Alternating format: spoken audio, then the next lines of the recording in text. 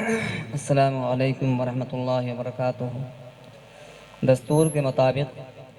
جلسے میں خطبہ استقبالیہ پڑھا جاتا ہے، اور ویسے بھی مدرسے کی روداد وغیرہ بھی اسی خطبہ استقبالیہ میں پیش کیا جاتا ہے، لہذا میں پیش کر رہا ہوں۔ اللہ تعالیٰ مجھے صحیح بولنے کی توفیق عطا فرمائے، آمین۔ نحمدہ و نصلی علی رسولہ الکریم، اما بعد۔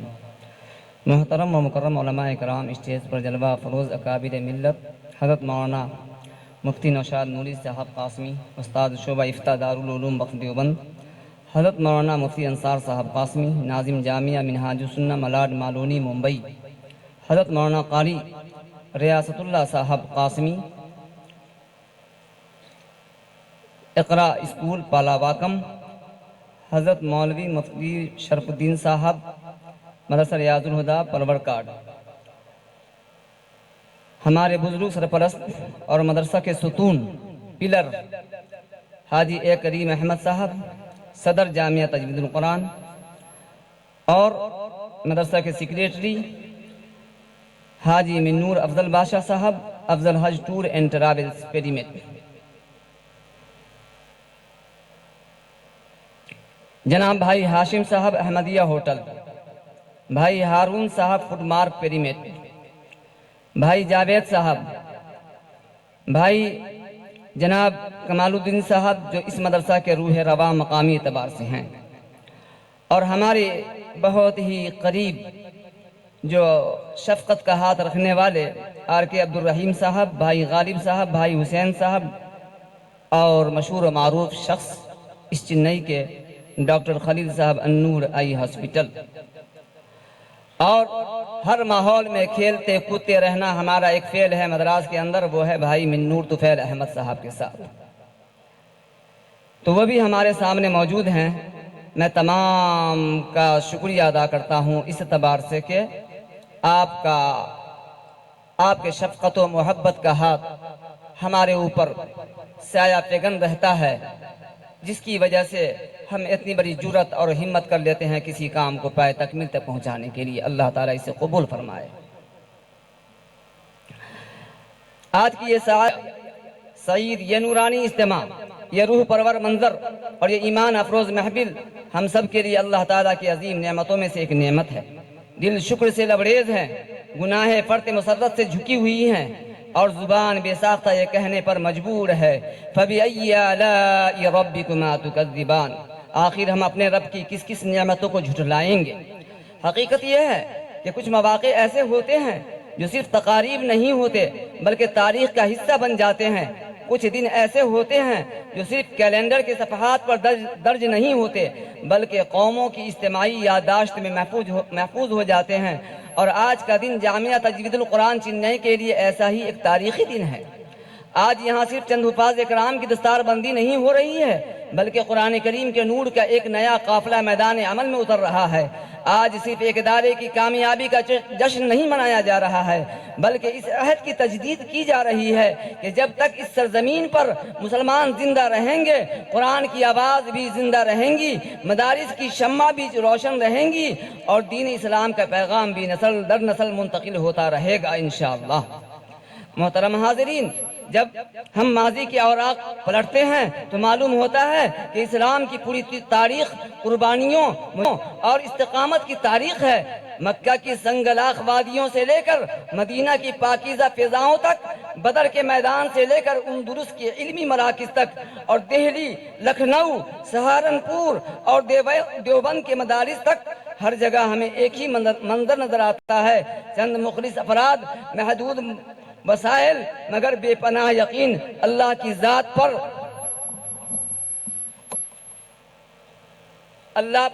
پر کامل بھروسہ۔ تاریخ گواہ ہے کہ بڑے بڑے انقلاب محلات میں نہیں بلکہ جھوپڑیوں میں جنم لیتے ہیں۔ عظیم تحریکیں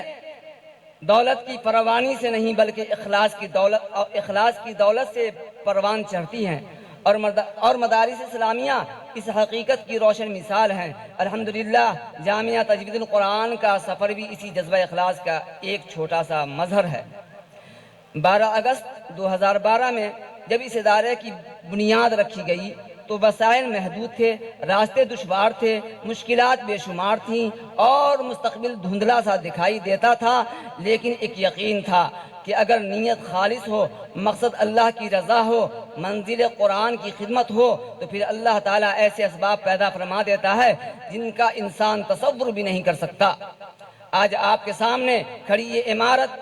یہ چھوٹی سی سجدہ گاہ، یہ طلبہ، یہ حفاظ کرام اور یہ عظیم اجتماع اسی رب کریم کی نصرت و تائید کا زندہ ثبوت ہے۔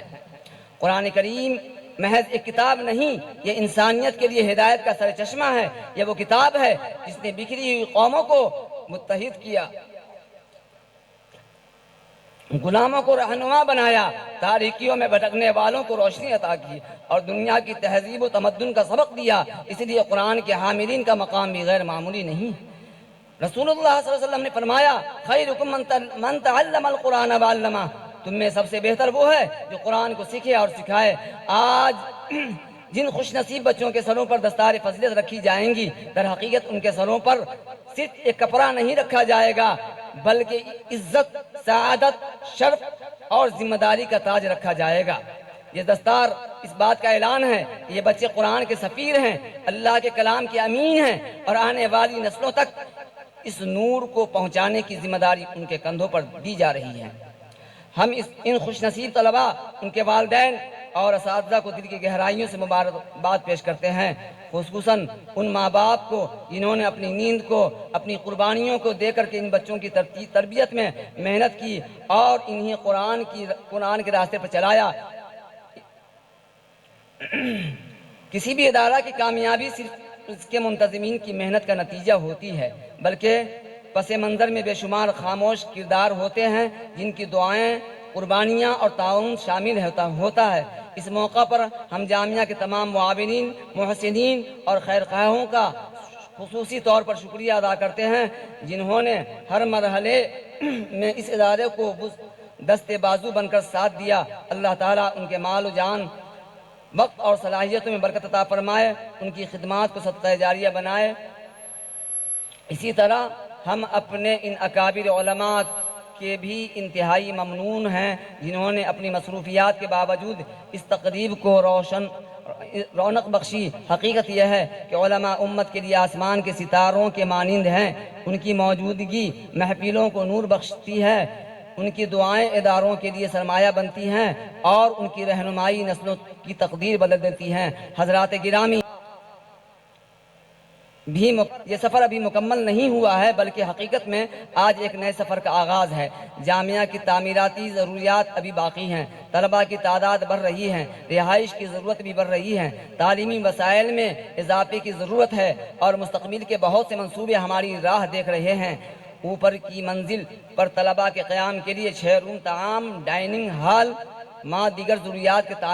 تعمیر و تکمیل کا منصوبہ ہے، جس کی شدید ضرورت بھی تھی۔ آپ کے تعاون پر ہماری نظر ٹکی ہوئی ہے، جو کام ابھی لٹکا ہوا ہے، معلق بنا ہوا ہے۔ بہرکیف ابھی یہ بتانا مقصود ہے کہ اس سے پہلے والے پروگرام میں یہ بتایا گیا تھا کہ مدرسہ کے متصل مدرسہ سے لگا ہوا ایک پلاٹ بک رہا تھا، جس کی کوشش ہم نے کیا تھا اور کرنے کے بعد الحمدللہ 2018 میں اس زمین کی خریداری کر بھی لی گئی، اور آج انشاءاللہ اللہ نے چاہا تو اس کی سنگ بنیاد مسجد کی اس پہ ہم لوگ چل کر کے اپنے ہاتھوں سے ڈال دیں گے۔ اللہ تعالیٰ قبول فرمائے۔ بس مختصر کرتے ہوئے یہ بتانا ہے کہ یہ ادارہ کسی فرد کی ملکیت نہیں ہے، نہ میری ملکیت ہے، نہ کسی اور کی ملکیت ہے، یہ تمام لوگوں کی ملکیت ہے۔ اگر آپ اپنے مال سے تعاون کریں گے تو یہ آپ کے لیے صدقہ جاریہ بنے گا، اگر اپنی دعاؤں سے تعاون کریں گے تو یہ دعا نسلوں تک اثر دکھائیں گی، اگر اپنی اولاد کو یہاں بھیجیں گے تو یہ دین کی خدمت ہوگی، اور اگر دوسروں کو اس کار خیر کی طرف متوجہ کریں گے تو اس کا اجر بھی آپ کو ملے گا۔ آئیے آج اس مبارک موقع پر ہم سب یہ عہد کریں کہ قرآن کے اس چراغ کو کبھی بجھنے نہیں دیں گے، اس ادارے کو مضبوط بنائیں گے، اپنا حصہ ادارے بنانے میں اپنا حصہ ادارہ کو دیں گے، آنے والی نسلوں کو قرآن و سنت کے نور سے آراستہ کرنے کی کوشش کرتے رہیں گے۔ آخر میں بارگاہ رب العزت میں دست دعا بلند کرتے ہیں، اے اللہ اس جامعہ کو اپنی حفاظت میں رکھ، اسے علم و عمل کا گہوارہ بنا، اس کے اساتذہ، طلبہ، معاونین اور محسنین کو اپنی خصوصی رحمتوں سے نواز، ان حفاظ اکرام کو قرآن کا سچا خادم بنا، ان کے سینوں میں قرآن کے نور کو ہمیشہ زندہ رکھ، اور اس ادارہ کو تا قیامت دین اسلام کی خدمت کا مؤثر ذریعہ بنا دے۔ ربنا تقبل منا انک انت السمیع العلیم وتب علینا انک انت التواب الرحیم۔ آخر میں ایک شعر: ہزاروں سال نرگسیں اپنی بے نوری پہ روتی ہیں، ہزاروں سال نرگسیں اپنی بے نوری پہ روتی ہیں، بڑی مشکل سے ہوتا ہے چمن میں دیدور پیدا۔ وآخر دعوانا ان الحمدللہ رب العالمین۔ السلام علیکم ورحمۃ اللہ وبرکاتہ۔